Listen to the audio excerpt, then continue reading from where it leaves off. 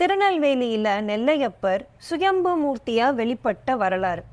4 வேதங்களும் சிவபெருமானுக்கு நிழல் தரக்கூடிய 4 மரங்களா இருக்க வேண்டின. வேண்டியவாறே வேதங்கள் மூங்கில் மரங்களா எழுந்தருள இறைவன் நடுவுல பூமிக்குள்ள ஒரு சுயம்பு மூர்த்தியா வெளிப்பட்டார்.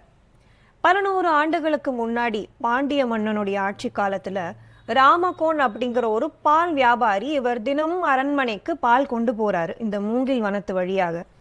அப்போ ஒரு குறிப்பிட்ட இடத்துல தினமும் கால் தடுக்கி அங்க பால் கீழே கொட்டுது.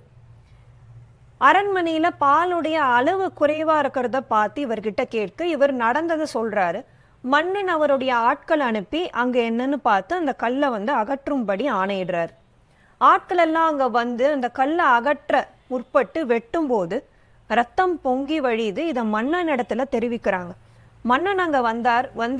அது என்ன அப்படின்னு தோண்டி பார்த்தா அது கல்லு கிடையாது, இறைவன் சுயம்பு மூர்த்தியா எழுந்தருளிய இடம் அதுதான். மன்னன் அழுது புலம்பி பக்தியால இறைவன் கிட்ட வேண்ட இறைவன் ரத்தமெல்லாம் நீங்கி ஒரு அழகான சின்ன சுயம்பு திருமேனியா காட்சியளித்தார். மன்னன் அங்க கோயில் எழுப்பினார். அதுதான் இன்னைக்கு இருக்கிற நெல்லையப்பர் திருக்கோவில்.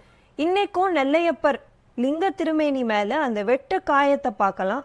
அதே மாதிரி வேணு வனம் மூங்கில் காடுகளுக்கு நடுவுல எழுந்தருளியதால இவருடைய முதன்மையான பெயரே வேணுவனநாதர் அப்படிங்கிறது தான். நெல்லையப்பர் கோயிலுடைய தல விருட்சம் மூங்கில் மரம். திருச்சிற்றம்பலம்.